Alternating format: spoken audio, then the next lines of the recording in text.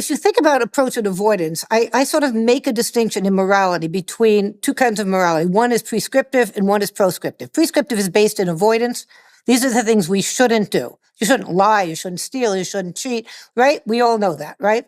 But proscriptive morality is about not doing the wrong thing. It's based in inhibition, constraint, and so forth. If you look at liberals and conservatives, they don't differ in terms of how much they think you should be helping, or they may say you should help different people. But where you start seeing huge differences is the group-based morality.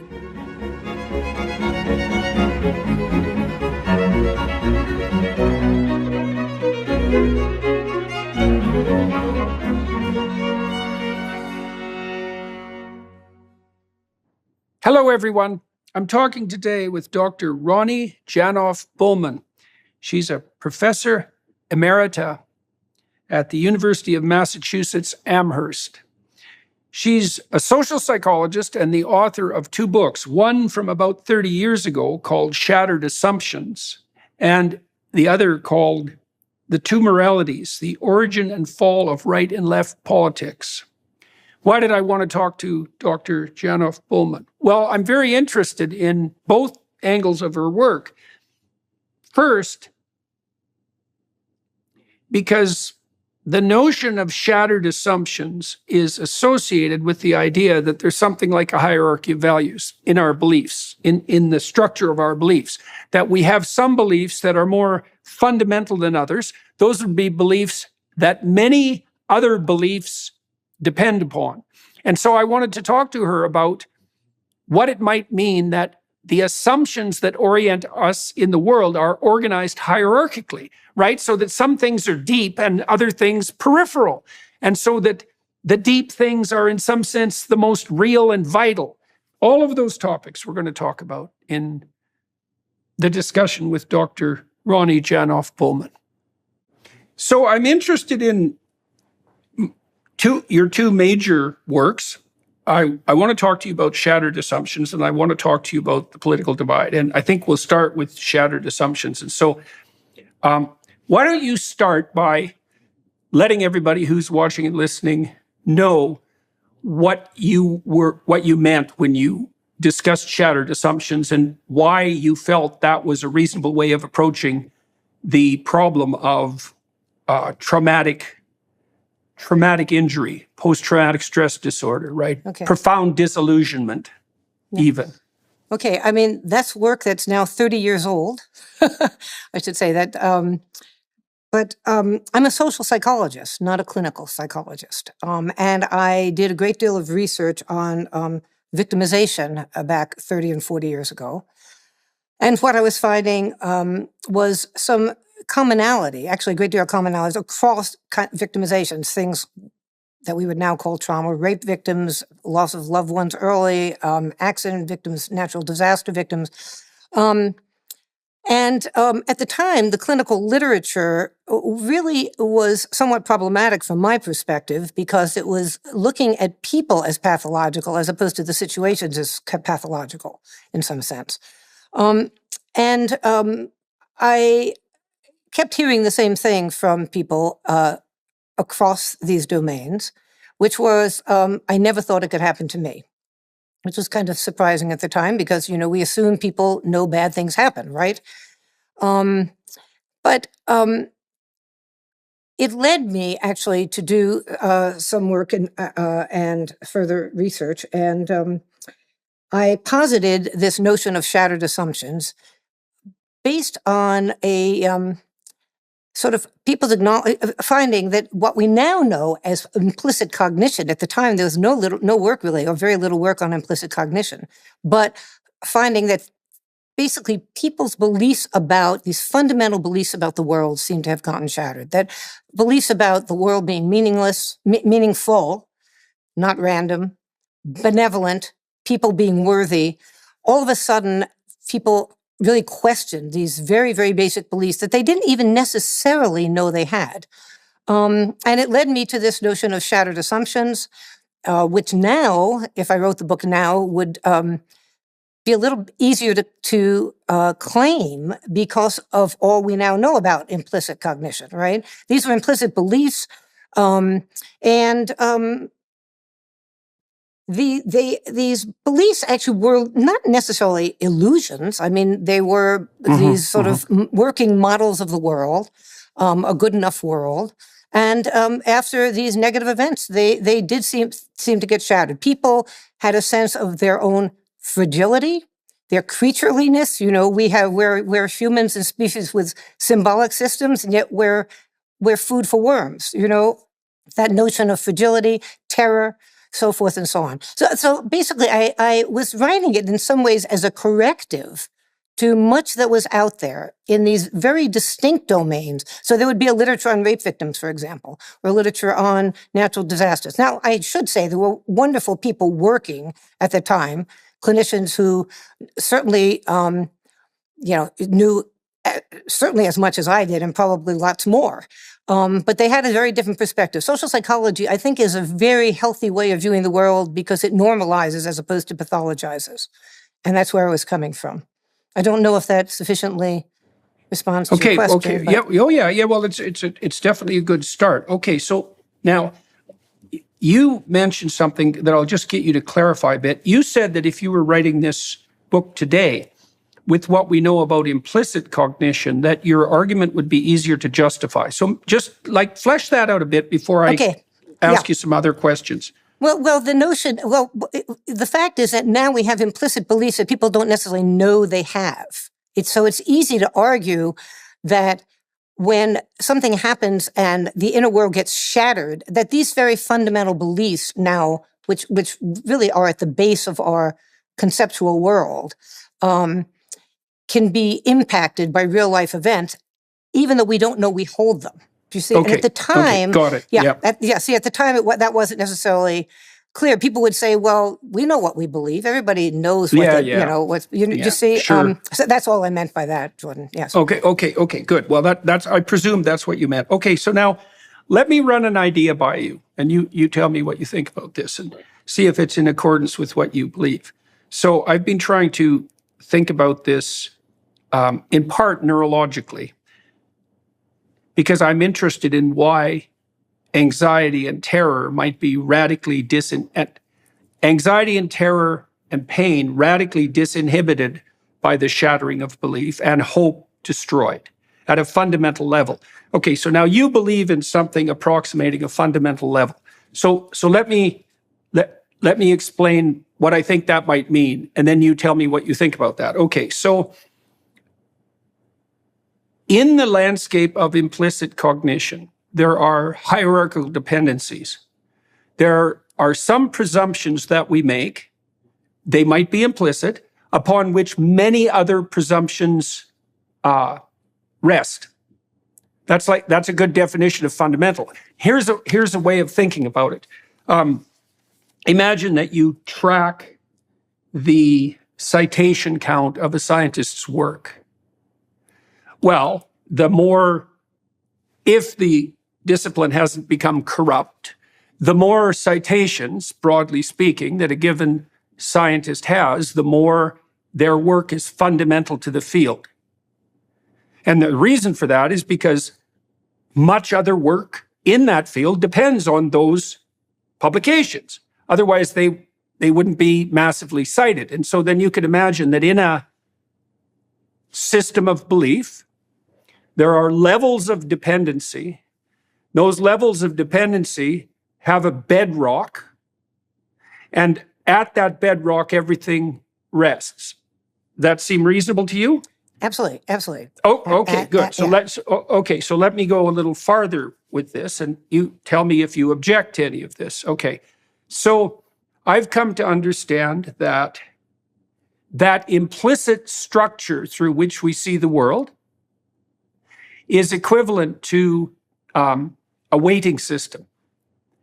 It looks to me like it's equivalent to the statistical weights that large language models extract. Yeah, that makes sense to you too. Okay. So then we have to filter the world through a system of weights. That's how we prioritize our attention. We have to prioritize our attention because there's too much information. There's way too much information. There's way too many possibilities.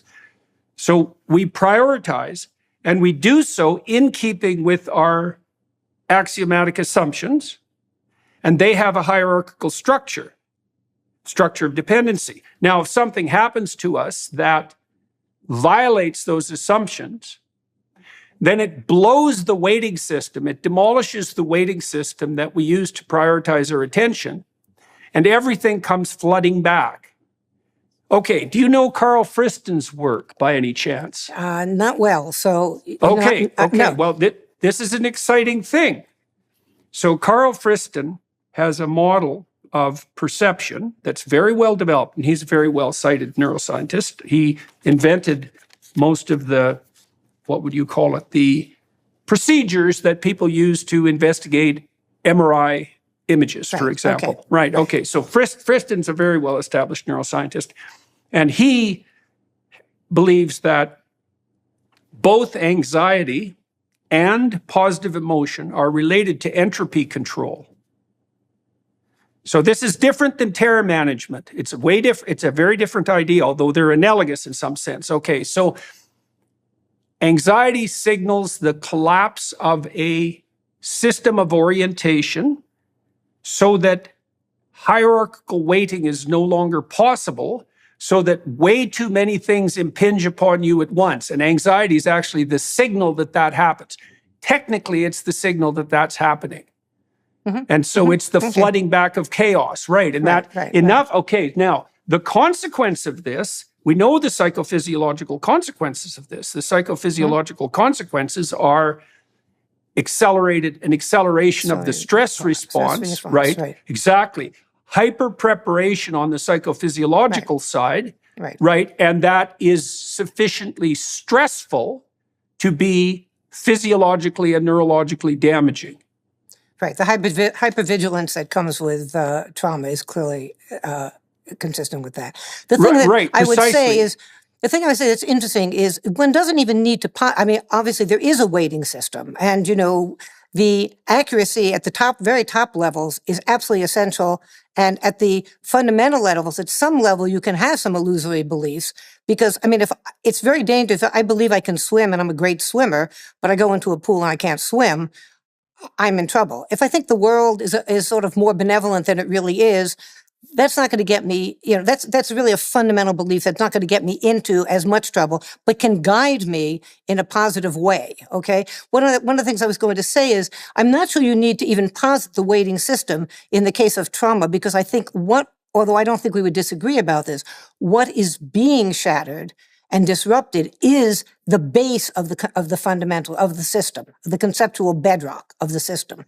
That yes, once absolutely. that's shattered, and the anxiety is really a double duty anxiety. First of all, understand living in a world that does seem more dangerous all of a sudden when you've been sort of horrible things have happened to you, right? There's this real world phenomenon. And on top of that, you have lost the guideposts to survive it, right? The conceptual system that orients you, as you would say, Friston's work would talk about. So you now have this this anxiety that's quite remarkable that leads to a sense of terror. It's not. Yeah, there's two things that happen in Friston's conceptualization. And I wrote a paper about this with some students of mine too, when we were trying to tie anxiety to entropy.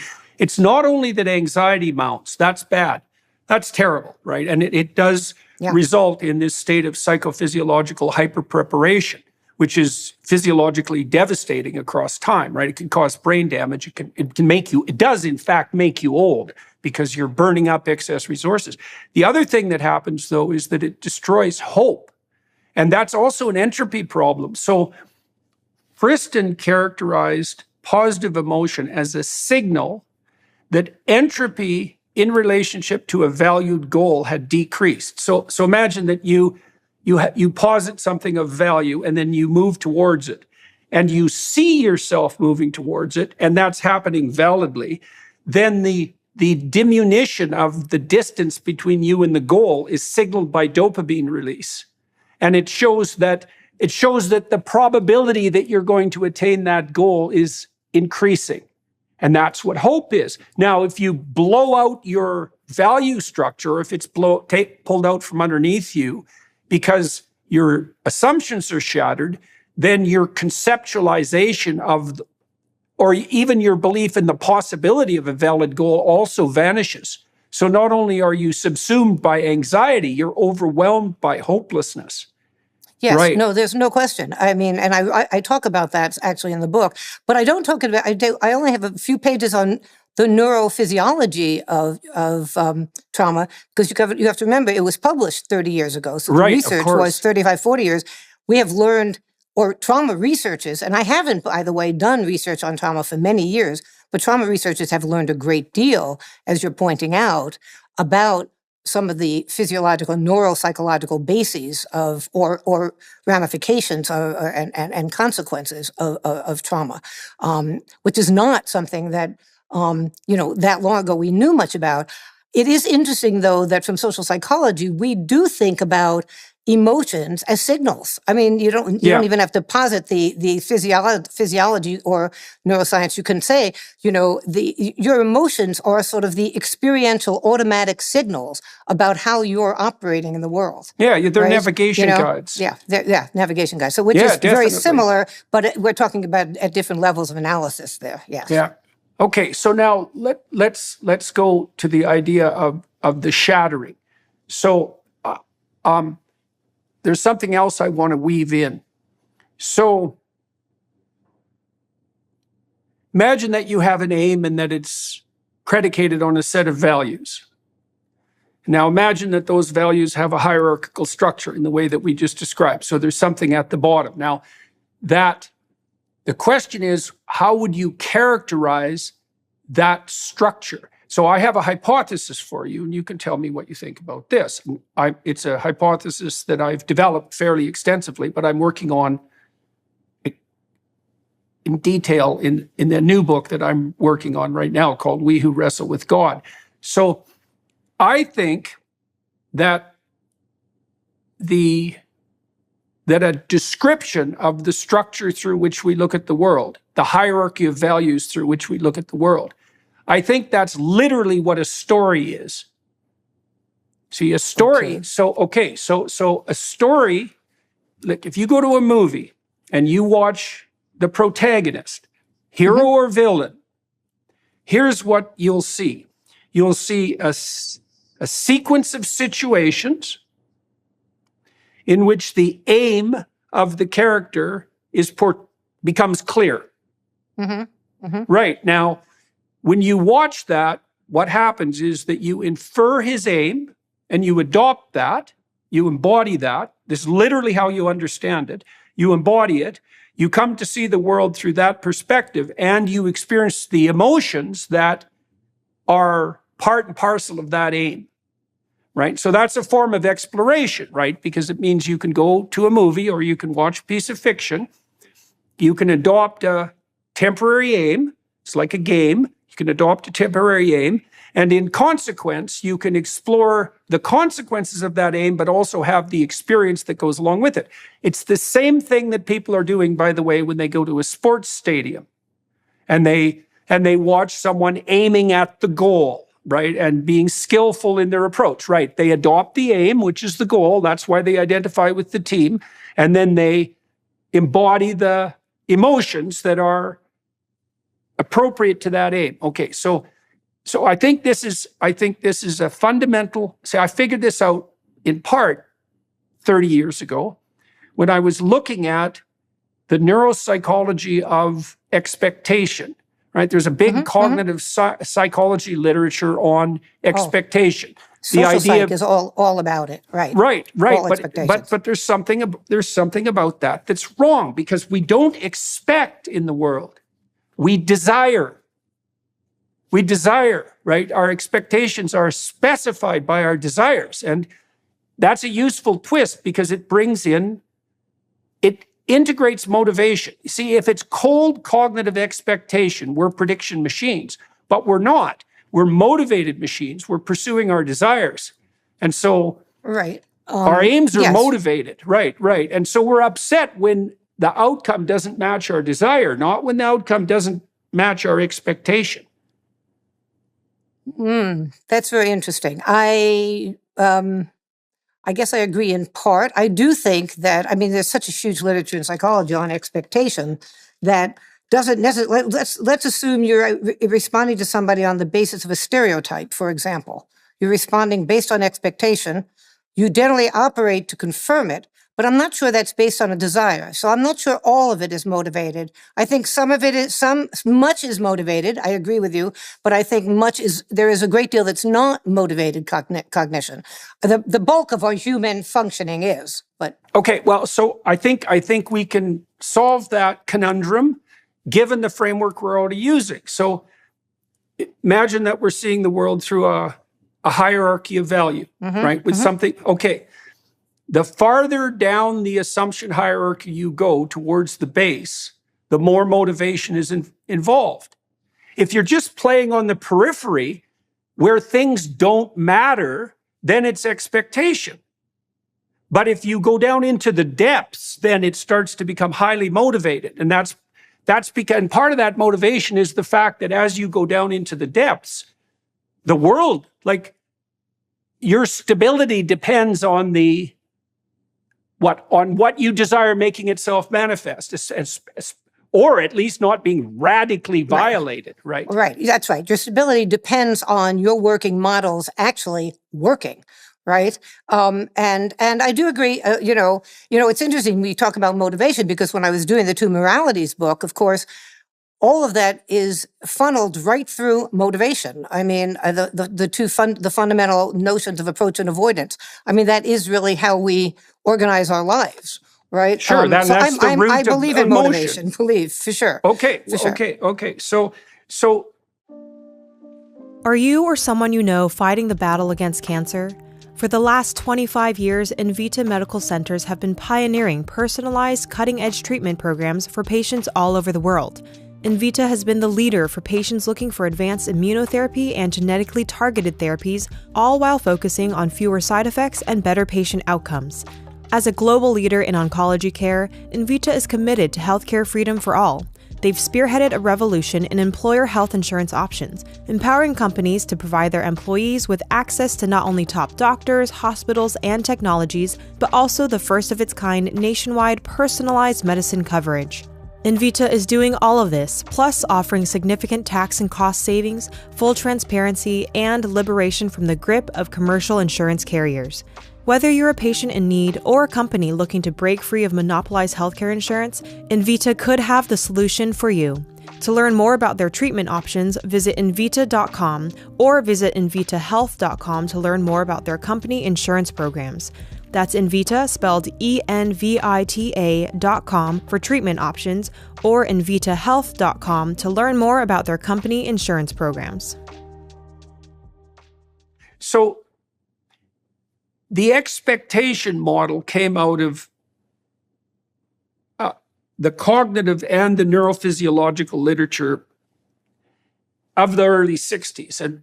And it came out of cybernetic modeling, and it came out of neuropsychological modeling and early cognitive science. And the notion there, again, as I said, was that people were rather cold prediction machines, expectation machines. That's where the notion of something like working model came from. But I believe that there's a serious flaw, that the fact that doesn't incorporate motivation, the fact that it's expectation rather than desire, it does two things. It's a fundamental flaw because it takes motivation out of the picture. And that's a big problem because, like, we're highly motivated. And the second thing it does is it obscures the fact that what we're not modeling, we're telling a story. Those aren't the same thing. And no, this I is agree. Okay. No, I was going to say, I agree in part. I just wouldn't paint the entire picture that way. I do think there is much where we are not, so many things are operating without our awareness, okay? And I'm not talking about Freudian, unconscious. We have automatic, mind, time, system 1, system 2 kinds of operations. So much of that, it won't necessarily, it is automatic. Now, you can still say that automaticity derives from a system that's fundamentally motivated, okay? But I do think in its operation, there's a kind of automaticity to so much that we do, that so much, that at least I don't have any problem saying it's consistent with a motivational model, but I feel like that in fact, as it operates, it does look like pure cognition in many cases, and that we're confirming expectations because that's how we can operate in the world. Okay. Okay. So that is motivation. Okay, so let me take that a little bit because I'm going to reformulate it, and I'll tell you why. And I'll tell you why I think that's in keeping with your theory. So, confirming an expectation. No. Testing our fundamental narrative hypotheses. And why? Because we want to make sure that the foundation is remaining intact. Is that automatic? Yeah, it's automatic until the assumptions are shattered, and then automaticity. That's right. Well, so that's the thing. So that's the key that shows you that even the automaticity is dependent on the integrity of the model that's motivated. Right? No, so that's right. It's automatic within the assumption. It's automatic within the maintained assumption, but the story's invalidated when so let me tell you a story, and you tell me what you think about this, because I think this is a story, it's a fundamental story, and it's germane to your hypothesis. I want to put forward the hypothesis that the framework of meaning that's shattered in the case of trauma it's a naive framework. Now, it might be implicit. It's a naive form of faith. And we know that naivety is a risk factor for trauma because we know that people who are dependent are more likely to be traumatized. So, okay, so here's the naivety element of it. I want to bring in a fundamental story, since I think these assumption networks are stories. Okay, so I've been studying the story of Job, and the story of Job is the story of suffering.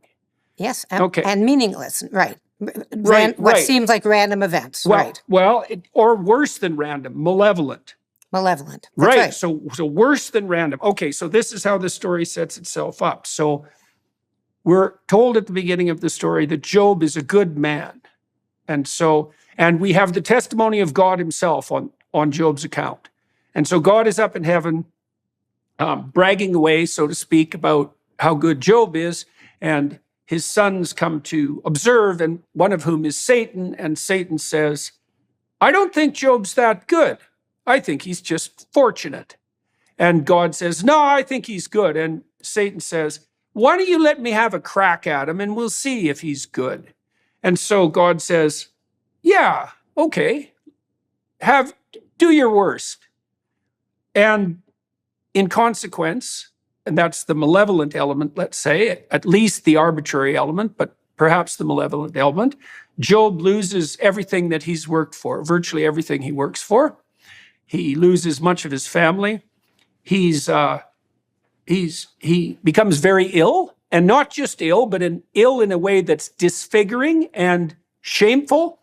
And then his friends come along, and tell him that, well, if he had been a better guy, none of this would have happened. So really, it's his fault. And then Job has a response, and this is why I'm bringing up this story. Job's response is to insist that despite proximal evidence, it's a requirement to maintain faith in the essential goodness of the individual, especially an individual who's been conducting himself ethically, which Job has been, by his own testimony, and by God's testimony. We know Job is a good man. And Job's wife tells him, when she observes his suffering, she says, there's nothing left for you to do but shake your fist at God, curse him, and die. And Job says instead, and he insists this to his friends, he refuses to lose faith in his essential goodness. And he also refuses to lose faith in the essential goodness of God. And it's something like this, and this is what's relevant to the shattered assumptions notion, is that in order to stabilize the structure through which you view the world, it is necessary to adopt as axiomatic the notion that whatever happens to you if you conduct yourself ethically is the best thing that could happen, regardless of the proximal evidence. And also, it's necessary for you not to lose faith in the essential goodness of being itself. And those are religious proclamations, right? They're proclamations of a kind of religious faith. Right. That's right. Well, and it seems to me too and tall orders at that, right? Oh God, the tallest. In fact, the tallest of orders. Exactly. Because, it's interesting, because the book of Job is one of the books that really sets the stage in the biblical corpus for the story of the crucifixion, right? Because the crucifixion story is the story of Job expanded even more thoroughly. Right. Now, these shattered assumptions that you describe, they seem to me to be identical to axioms of faith, conceptually speaking. Right? They're a priori commitments. Except, yes, at some level, except, they develop, the way we think we should need to think about them is these develop from early infancy, from childhood. Yep. I mean, they're based in, it's not like somebody's taking a leap of faith. Faith is based on, you don't need sort of, their validity in the world is irrelevant. Do you know? That's what faith is about, right? Things don't have to, there's no proof, right?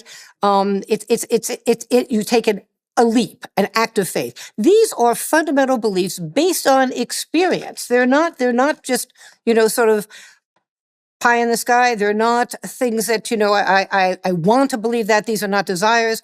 They're based on, let's say, the infant who is getting good enough parenting, not great parenting, good enough parenting, realizes the world is predictable. The child cries, the mother, the father come and help. The world becomes meaningful, becomes benevolent. It's a good world. I'm getting fed. I must be worth something. I mean, these are very, rudimentary kind of beliefs, but it starts there and it builds. And, what comes first obviously gets confirmed. I do think, though you were calling them naive, at one level, it's what allows us to wake up in the morning and approach the day. Okay. Yeah. And assuming our assumptions haven't been shattered. They haven't been shattered. That's right. But even if they have been shattered, what is also important to recognize is people that started with these positive assumptions actually do better in coping with the shattered beliefs because they actually have something to kind of move back to. Okay. If you start with very negative beliefs about the world, if you start with, you are going to be more prone to possibly a realistic view of the world being bad, if that's what, when bad things do happen in the world, right? To good people, right? Bad things happen to good people. Then nevertheless, you are going to be more prone to depression and anxiety. Just, living in the world is harder.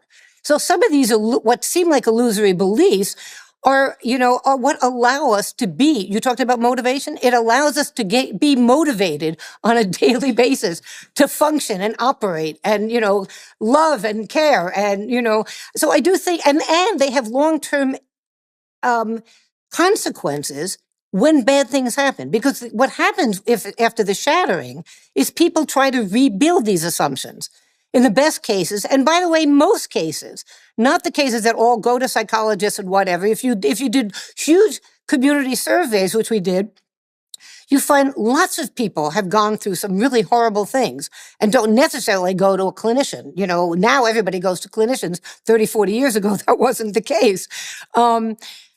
People coped. They did well. No, they had people who cared around them. Their own sort of internal worlds allowed them to try to deal. One thing that I found that was fascinating, for example, is that self-blame was remarkably common after all of these things. Even when I did some work with people who are paraplegics or quadriplegics from being shot randomly on the street or truly random events. You and I would unquestionably call random for the victim. And these people would still engage in some self-blame. Now, why? It's not, and by the way, the only literature that talked about self-blame were rape victims, because everybody was blaming the women anyway, right? Which was, just because victims blame themselves doesn't mean they're blameworthy, okay? So Why? Why blame? Why engage in this in ways that seem inappropriate given the true situation? It's because that allowed people to get some sense of control, to start believing the world isn't random, to start believing the world is not as bad as they thought, taking some of the blame on themselves. Now, the sad part of that is, of course, other people could then blame them more if they were blaming themselves, when that is not appropriate or legitimate. But what we do in terms of our own coping, I think, is really kind of fascinating. And that was something that was surprising to me, seeing all this self-blame. But there are lots of other ways people coped. They think of worst cases. But people would, sort of try to rebuild assumptions. Of course, initially, there's a lot of numbing, and people can't kind of deal with the situation. But over time, you get all the intrusive thoughts, right? Not the denial, but the intrusive thoughts when you're ready to work on it. And our brains, our human species systems are remarkable at working on things that need to be solved, even when we're not consciously doing it, right?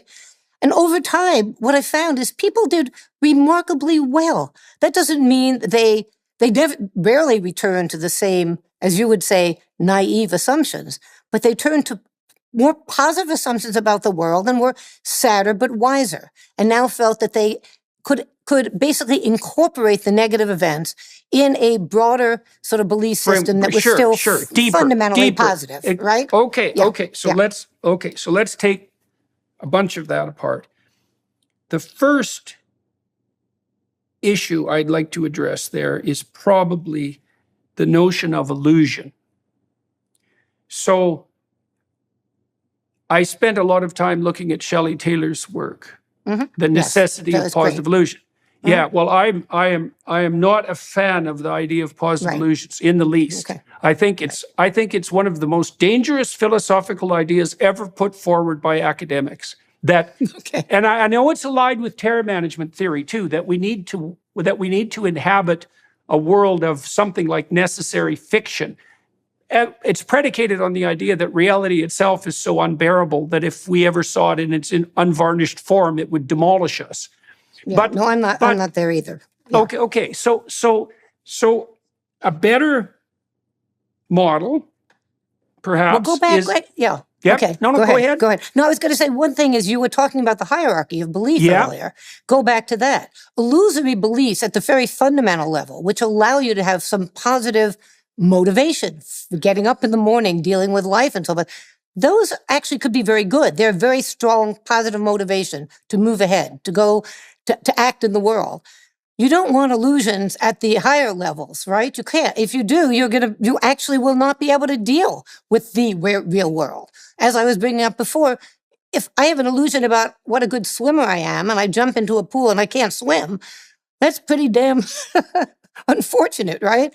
So I do think, Shelley and others didn't make this distinction about using hierarchy, but go back to what you were talking about earlier. If you incorporate it into a hierarchical system, illusions at the bottom could be wonderfully and positively motivating. As you move up, they're very, very dangerous, right? Okay, so let's focus on that, because I don't think that the proper replacement for a naive optimism is a functional illusion, because I don't think that the retooling produces an illusion. So let me explain why. If you are dealing with people with an anxiety disorder, you could have them organize a hierarchy of fear, things they'll avoid, right? And then you can get them to rank order the severity of that fear. And then you can get them to start working on, let's say, the least severe fear. And you can start to expose them to that, right? You can have them imagine them being in that situation or start acting it out. Now, that exposure is predicated on the idea that if they face what plagues them, they'll prevail. And that's a faith in learning itself, because we learn on the edge. Everything we learn is on the edge. Everything we learn is in consequence of some minor confrontation with something we don't understand, some minor retooling of our assumptions and some growth. Okay. Right. Go back to assimilation accommodation. Right. Exactly. Exactly. Yes, and you do that. You do that with a certain degree of trepidation and excitement. Right. You learn when you need to accommodate and assimilate. Right. Okay. Right. Okay. So here's a fundamental assumption that's not illusory. If you face the world forthrightly and voluntarily, with faith in your ability to prevail, the pathway forward will make itself known to you in the best manner possible. It's the axiom of learning itself. It's what we facilitate in our children. And you can make an assumption that it's not unreasonable to make the assumption that the cosmos itself is established on that principle. And I mean that in that deep sense. So the terror management theorist characters, right, deriving their theories from Ernest Becker.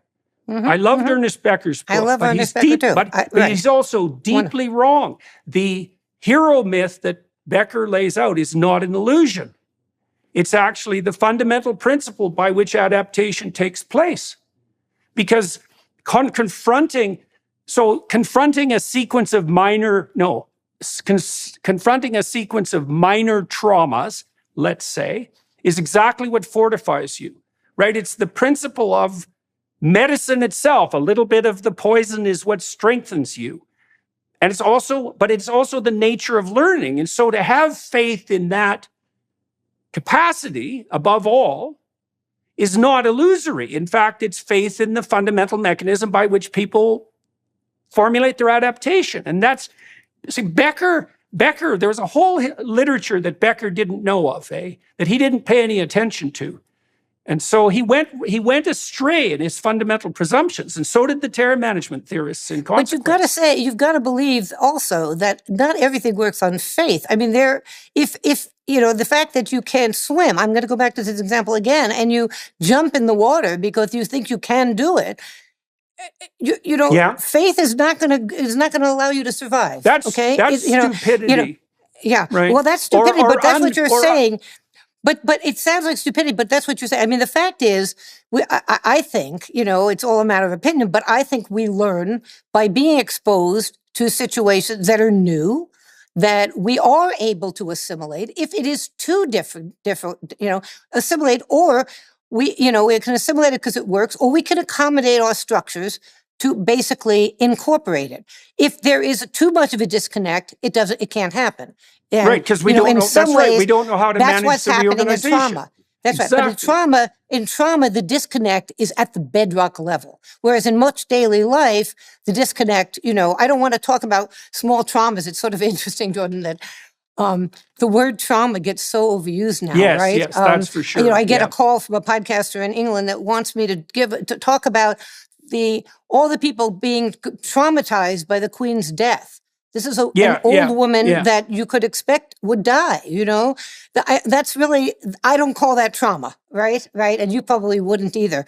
We now live in a world where the word has gotten so overused that I feel it demeans it in a way that people who really are traumatized and go through your trauma, sort of aren't being recognized for what they have to go through. Of course, right? It's careless. It's very careless. Okay, so let's go back to the notion of assimilation and accommodation.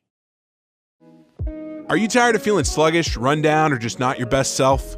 Take control of your health and vitality with Balance of Nature. Balance of Nature fruit and veggie capsules are the most convenient way to ensure you're getting your daily intake of fruits and vegetables. Balance of Nature uses an advanced cold vacuum process that encapsulates fruits and vegetables into whole food supplements without sacrificing their natural antioxidants. The capsules are completely void of additives, fillers, extracts, synthetics, pesticides, or added sugar. The only thing in Balance of Nature fruit and veggie capsules are fruits and veggies. You need nutrients to function at your best each and every day, and Balance of Nature helps you do just that. Go to balanceofnature.com and use promo code Jordan to get 35% off your first fruit and veggie set and an additional $10 off every additional set you buy. That's balanceofnature.com, promo code Jordan.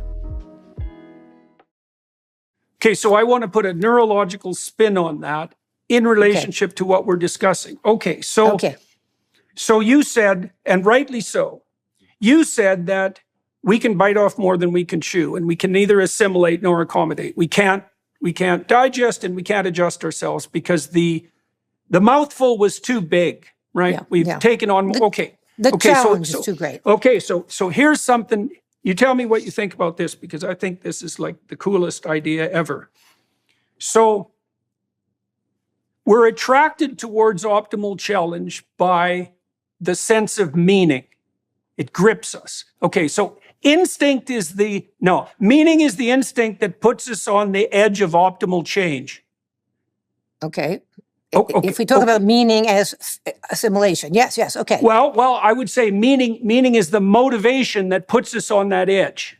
Okay. Right, and it's something like, okay, so now it grips our attention, right? It activates positive emotion, right? And it does something like optimize anxiety, because zero anxiety isn't the right amount. You want to be a little bit on edge. Right. Yeah, a little bit, optimally, right? Just like you are when you're preparing to play a game with an optimal opponent, right? There's a challenge. Okay. Meaning signifies the presence of an optimized challenge. Okay, and that meaning, that's not the illusory consequence of a delusional belief designed to protect us from the anxiety of death.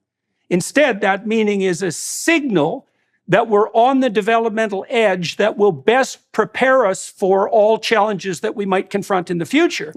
That's fine. Yes. So in a hero story, back to Becker, in a hero story, the hero takes on something like a maximal challenge.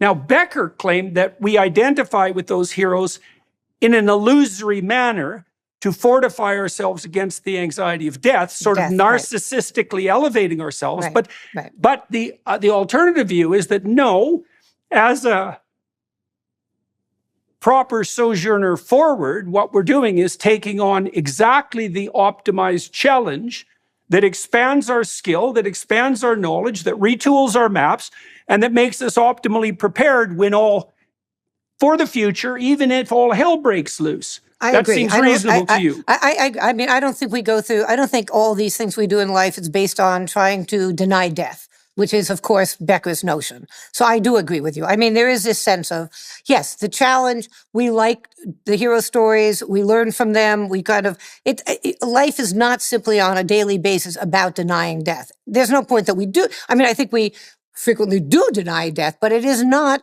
the essence of motivation, which, of course, is what he would claim. Well, okay, so I'm not disagreeing with you that the challenge is extremely important in terms of moving forward, both as individuals and as species. So I don't disagree at all. Okay, well, and the model that I talked about earlier, the Friston model, the model that I worked on with my students as well, the entropy control model, that's also an interesting and compelling alternative to the death anxiety model, because the fundamental enemy in the entropy model isn't death per se. Death is a consequence of unconstrained entropy. Too many things going wrong at once do you in, right? And so we're trying to constrain and regulate the chaos of our lives. And we do that. So the question is how we do that. Well, we can do that with illusory and naive beliefs, but they're subject to shattering. Or we can do that. See, so let me offer you, let me tell you another. I think the key to shattering is not that they're illusory, it's that they're bedrock. That's the shattering of illusions at the upper level wouldn't matter. I mean, that would be very, very unfortunate for dealing with everyday life, but it wouldn't shatter our assumptions. I mean, right. I meant that they're illusory. The only reason I meant that they were illusory is because they're susceptible to shattering under dire circumstances. Right. That's all I meant. That's right. No, yeah, absolutely. And they are, to some extent, illusory because they tend to be positive, right? Well, they tend to be naively positive. Naively positive. Naive. Yes. Okay, so let me tell you another story. This is a cool story. So there's a story at the end of the Exodus adventure. And the reason I'm bringing these stories up is because I believe that the assumption structure that we see the world through is a story. And so I'm looking at the bottom of stories, at the most fundamental stories. Okay, Well, our so lives are narratives. I mean, there's a very good, Yeah. there's no question. Our lives are narratives, right? Right. Yeah, the question that's a hell of a thing to say, because it begs the question, is life itself a narrative? And that begs the question of whether reality itself is best construed as a narrative. It seems to Well, me I'm that talking it's about- highly likely. Yeah. Well, okay. Yeah. I meant we live our lives as narratives, and when something doesn't fit, we have to make the plot work. Right. Right, right, yes. right, So right, the right. Exodus story. Yes. The Okay, Exodus okay. story. So yeah, so there's an event that occurs at the end. It's a remarkable story. So the Israelites they've made it most of the way through the desert, but they're still bitching and whining and complaining. They're longing for the previous tyranny, right? So that's the previous set of assumptions. They don't like to be lost, which is where they are in the desert when their assumptions are shattered. Yeah. Right, that's exactly right. That desert sojourn is the shattered assumptions that are a consequence of leaving the tyrannical state. It's exactly what that represents. I might not say they were traumatized. I would say that they are, but they are very anxious. Well, they're but nevertheless, lost. go ahead. They're lost. Let's They're put it lost. that That's way. right. Yeah. They turned to Moses and Aaron, and yes, okay, right. Right, they're lost and they're out of water in this scene. Okay, and they get all bitchy about this. They're sick of eating the food that they have, and they're lost, and they're hopeless, and they're longing for tyranny. And God gets tired of their complaining, their faithlessness, let's say, their rebellion against movement forward. And he sends a bunch of poisonous snakes in to bite them. And so the Israelites get bitten by all these poisonous snakes, and they get kind of sick of it after a while. And they go ask Moses, who they know to have a connection with God, to intercede. And Moses agrees, and he goes and has a chat with God. And then what should happen is that God calls off the poisonous snakes and the Israelites move forward. But that's not what happens. And what happens instead is insanely profound. And do you know that healing symbol of the physicians that's a staff with a serpent around it? Okay, so this is one of the variants of that symbol. Okay, so God tells Moses, take the bronze of the Israelites and cast a staff. So that's like the rod of tradition. That's like the fundamental axiomatic assumption. Put that in the ground. And on that, put a bronze serpent. And have all the Israelites look at this. And if they look at it, then the poison won't affect them anymore. Now, this is very interesting. It's very interesting, because God could just call off the snakes, but that isn't what he does. He fortifies the Israelites against poison, and he does that by voluntary exposure. Right, okay. Like aversion therapy, right. Precisely like that. And that is the therapeutic approach, that approach of exposure that every single psychotherapeutic school has converged on in the last 100 years. Doesn't matter with the origin, the psychoanalysts, the cognitive psychologists, the behaviorists, the existentialists, they all come to the same conclusion. Get your story straight and confront what challenges you. That's the pathway to redemption. Okay, so here's a cool twist on that story. This has to do with what beliefs are fundamental at the core, not illusory. In the Gospels, Christ says to his followers that unless he is lifted up like the serpent in the desert, there's no possibility of redemption. Now, this is a very weird narrative twist because, first of all, it begs a variety of questions. The first question being, why in the world would Christ refer back to that story? The second question being, why would he assimilate himself to that figure? It's very unlikely, right? A serpent on a pole. Okay, so this is the conclusion. And this has to do with the validity of beliefs, I believe. And it's the antidote to the notion that we need illusion to survive. So a snake is a pretty bad thing. And a poisonous snake is worse. And a poisonous snake in the midst of a desert is even worse. But it's not the worst thing. What's the worst thing? That would be like a meta snake. What's the worst possible thing? Well, the worst possible thing is something like an amalgam of the tragedies of life you could throw some malevolence in there just for spice, right? So the worst possible thing is the core of mortality and the fact of malevolence. All right. It's the full confrontation with that that's illustrated in the gospel narrative. And so the notion... Okay, well, I'll just close with that and then I'll let you respond. The idea there, it's something like this. The idea there is that faith in your ability, faith in the human ability to fully confront the limits of mortal experience and malevolence is the proper foundational axiom. And it allows for the existence of evil, right? Okay, so that's right. No, I'm totally. I mean, so that's right. You're saying that essentially that these illusory, or as you're saying, naive beliefs at the fundamental level allow us to function in the real world. That's right. I mean, this is a very mundane way and simplistic way of saying what you've been talking about. But one of the things I do want to bring up is when we're talking about sort of things that are illusory, in part they're illusory because they're overgeneralizations. Okay, if you say the world is benevolent, you have these beliefs.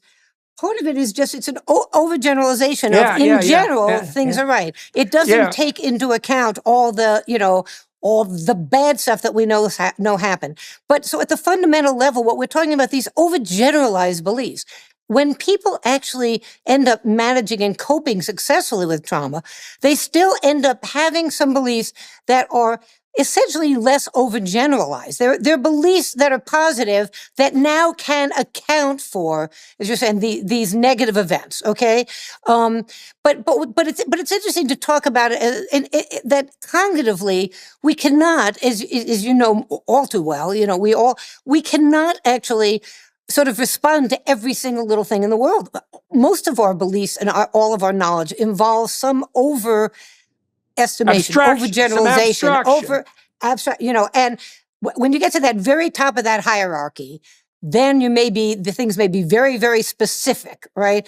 But the further down we move, the greater the generalizations. And you're pointing out that I don't think there's any difference between noting the undifferentiated and overgeneralized quality of those initial beliefs and naivety. That's the same thing. It's the use of an insufficiently detailed map. So the map that or a too optimistic and naive story. So the problem with the belief structure that's amenable to disruption by trauma is that it doesn't take into account the existence, let's say, of tragic randomness and outright malevolence, right? And that works fine until you encounter it, but it doesn't work at all once you do.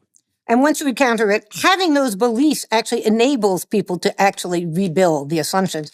And, the only problem I have with the word naive, and even though it's, I think, sort of accurate, is there is a kind of almost person blaming, victim blaming about, so naivete feels like sort of pejorative. Do you know what I'm saying? As opposed to if we use the cognitive word overgeneralization instead, it doesn't feel quite so negative. But yes, but as a descriptor, I think you're right. It's naive. That's right. Okay. Well, so that's interesting too, because this is an ancient argument, right? That the difference between, let's say, ignorance and willful blindness. Right. Absolutely. Absolutely. And you can imagine that someone. Okay, so let me tell you a story about that. So okay, but we will move to the other book sometime. We will right away. I really need to know what you think about it. Yeah. We'll do that. We'll do that right away. Maybe we'll just close with this part. Freud talked a lot about the Oedipal relationship that was characterized by an overbearing maternal presence and too much dependence, right? Now, we know that people with dependent personality are more likely to be traumatized. Now, but let me elaborate on that. I'm not sure that's true, but okay, we'd have to deal with that. That's a whole different discussion, because you're traumatized if you experience basically sort of unusual, out of the ordinary events, right? That super challenge you. But people who have people that already have negative assumptions actually often traumatize less. I don't think the negative, So, yeah. I don't think the negative assumptions are a sign of a more differentiated worldview. Yeah. Right. But I'm not a fan of the notion of depressive realism. It also could be part of dependence. Dependent people. But anyway, go ahead. I'm sorry. I apologize for interrupting. Let's see if I can lay this out properly. People maintain their undifferentiated viewpoints longer than they might, because when they're faced with minor incidences of disconfirming evidence, they turn away. They don't process it, right? That's willful blindness. Well, but I'm not sure it's willful blindness. Let's say that is cognitive conservatism. If we changed our cognitive schemas every time there was something that didn't fit, it would be a problem, right? I mean, things have to build up to change. And that's what, look at scientific revolutions, look at Kuhnian stuff, the notion that we're not going to make a change every second based on one disconfirming stuff. I mean, I actually love Karl Popper. The notion is we should be cognitively conservative when it comes to our schemas or our theories. It should take a lot to turn them around, but we should ultimately be willing to turn them, right? That would be dependent on the degree of their axiomatic challenge. Fundamental. Okay. Yes, okay. Exactly. So the notion should be that the deeper you go into the axiomatic structure, the farther down you go, the more absolutely overwhelming the evidence has to be in order to move that assumption. Yes, okay. Absolutely. We totally agree with them. Okay. And so I think the cognitive conservatism, that's something like that's the stake in the ground, right? That's the bedrock of something like tradition or cumulative experience. Yeah, you can't let one deviation at the periphery destroy the center, right? That's a catastrophic mistake. But it isn't only that people are unwilling to change their central beliefs because they're cognitively conservative. They're also prone to turning a blind eye even to repetitive information that indicates that there's an axiomatic error. Right. No, I think that's true. Okay, that's fine. I mean, we could talk about politics now, how we turn our, let's do that. No, I was going to say, just segueing, the confirmation bias, we only want to listen to things on our side. We don't want to actually be exposed to the other. We kind of live in our silos. We confirm what we believe. I mean, this is part of how we live our lives, unfortunately, right? Yes, I totally agree. The fact that we want to confirm what we already believe and expose ourselves to stuff that will confirm it is a major part of how we construct and live our lives. Right. And that's not, well, you tell me what you think about this. That's not merely cognitive conservatism. That's also active turning away from. Okay, right. Good, fine. That goes back to what you were saying earlier. That's motivational, right? Right. That's part of a desire. Right. Well, why? First of all, if we've organized ourselves politically, we have somewhere convenient to put malevolence, and it's not within us. It's in the opposite of our ideological belief. So that's a lovely thing to have. Plus, we've organized the world in a relatively, what would you call it, oversimplified manner, and that means we don't have to think, and that we're on the side of virtue. So, that's pretty convenient as well. Let's talk about the political landscape then. Now, so that takes us to your other major book. And actually that's the one that was recently published. That's within the last few months, as opposed to 30 years ago. Right. That's the two moralities. Well, right. Start. Why don't you lay that out first? Lay out your thesis, and then we'll discuss that in some more detail. And jump in when I overstate this or go on too long. I do think that moral psychology is a very helpful lens, an invaluable lens for understanding our political differences. Let's start with motivation. When the fundamental motivational distinction for people, for humans, is, or for any animal, is approach and avoidance. Very simply, pain, pleasure. We approach the good, We want to avoid the bad. Okay. I actually ended up using these two ways. I first have to talk a little bit about morality and my understanding of the moral map a little to move on to politics. But have at her. Have at her. Okay. So,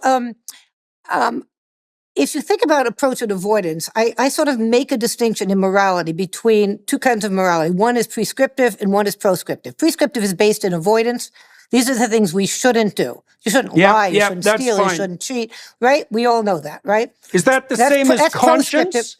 That's proscriptive morality. Well, conscience is sort of an internal mechanism that allows us to know the rules and the norms and pushes us in the right direction. Yes. But proscriptive morality is about not doing the wrong thing. It's based in inhibition, constraint, and so forth. Prescriptive morality is doing the right thing. It's a difference between not harming and helping, right? And our default moralities based on interpersonal interactions, who we're interacting with, don't harm, i.e., don't steal, don't lie, don't cheat, and help, right? Be kind, respect others, help, right?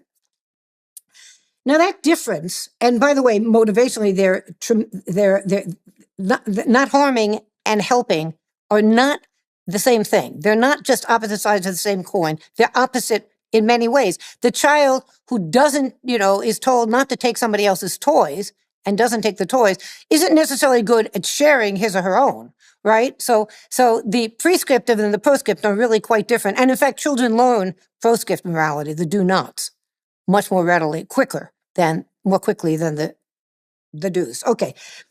I've mapped the moral domain based on that, and I'm not going to go through the personal and interpersonal domain. What I want to move to is the group domain. So group-based moralities that are proscriptive or prescriptive. Proscriptive morality, the shorthand for that is protect. Protect from harm, okay? The morality of protecting from harm versus providing for well-being, okay? Instead of proscriptive and prescriptive, they're very wordy words, right? So let's think about morality as rules and norms that facilitate group living.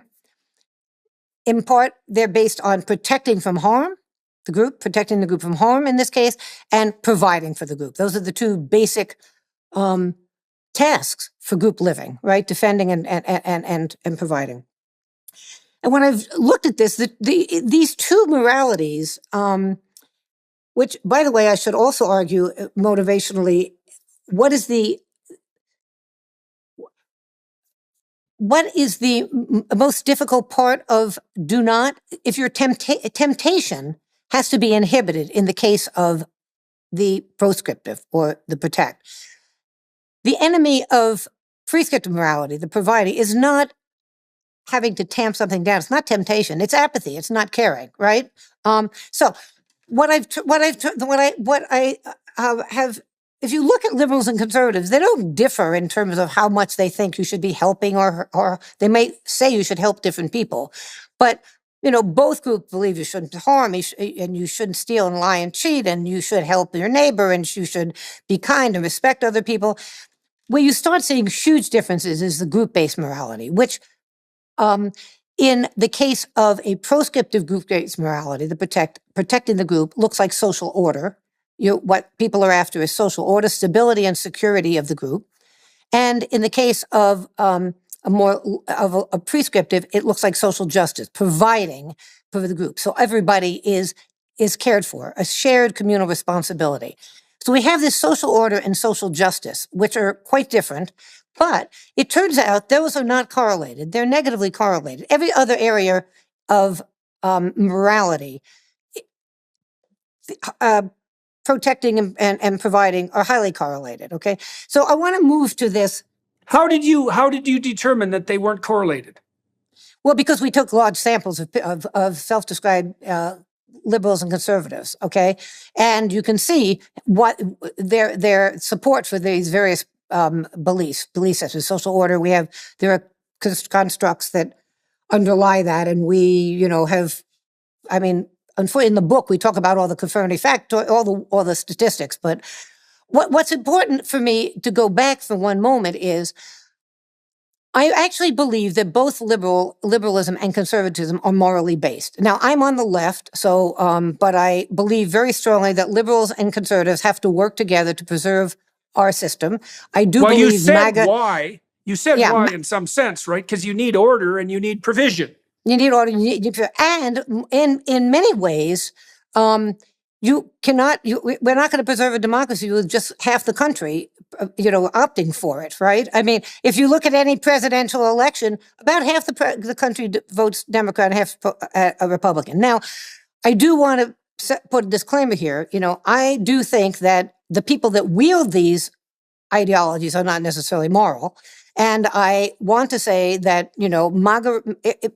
If you are a MAGA conservative, where the core of your political belief now is based in a big lie, I'm not saying that these are moral. I'm already precluding morality there, okay? But I think there are huge numbers of conservatives in our country that, and your country as well, right? Are you Canadian, correct? No, I'm Canadian, yeah. Canadian, right.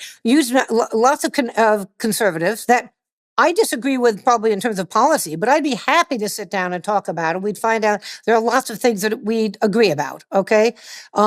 We'd find out that we both care about family, we care about community. Liz Cheney's a great example of this.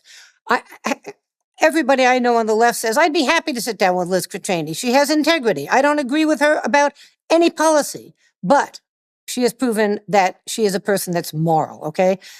So I do want to say, I'm not talking about the MAGA conservatives right now. We only have to go to the global party system, global party survey of 2,000 international, 2,000 experts on parties and elections, who now have claimed that our Republican Party in the U.S. is an alt-right party. It is no longer considered a mainstream Republican Party. The Democrats are considered a mainstream liberal party.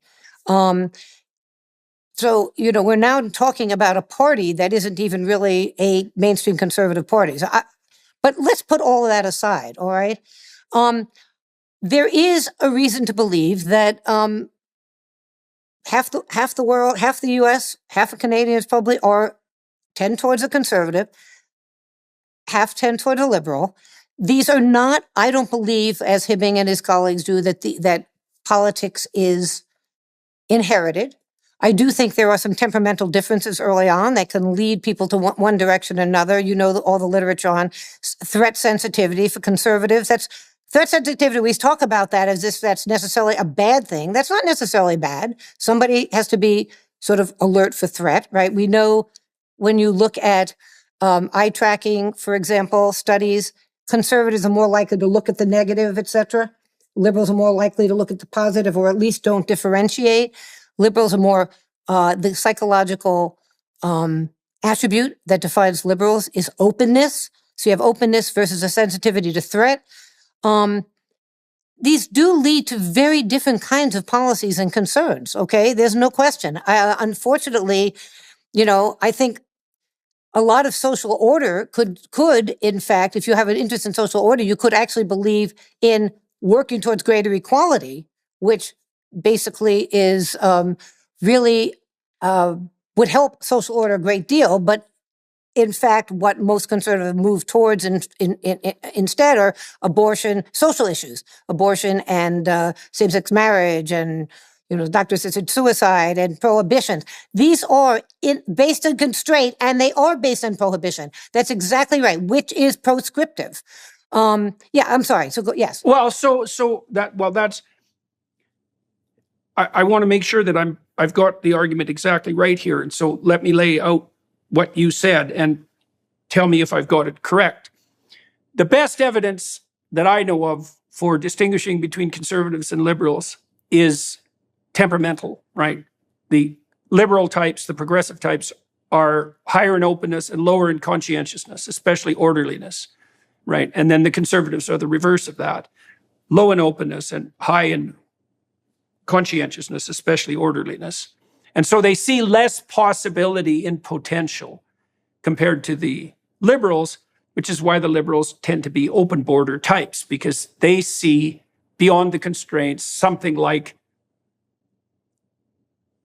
potential that can be creatively engaged with, whereas the conservatives are more likely to think, no, that's a place where all hell can break loose. And the problem is that, the problem is they're both right, because what's beyond you can be very promising and engaging, and what's beyond you can do you in. So well, let's think about what would be the attributes that conservatives would be looking for. Strength and power. Okay, you're talking about threat. Trying to protect from the group, right? Strength and power. Socially defined roles. Everybody knows where they fit. For stability. Tradition is looked at in culture, as markers to fight self-interest, et cetera, et cetera. Liberalism. It doesn't really, that's not what liberalism is about at all. Liberalism is about equality, greater equality for groups, providing resources for groups. Very different kinds of interests here. Liberalism wants regulation. Liberals want regulation in the economic domain, right? We want people we believe in sort of entitlements that help people, Social Security and welfare if you need food, and believe in trying to establish greater equality, right? That's the economic domain. Conservatives actually really are more interested in unfettered capitalism, right? The unfettered economy. They want autonomy in the economic domain. Conservatives, given the interest in socially defined roles, culture, tradition, and so forth, they focus on norm adherence, strong norm adherence. Norm adherence and strict rules really is a social domain. They want regulation around things like abortion and same-sex marriage and things of this sort. And they want autonomy. We have policies that are completely mirror image. One group wants regulation in economics, liberals, and the other wants autonomy there.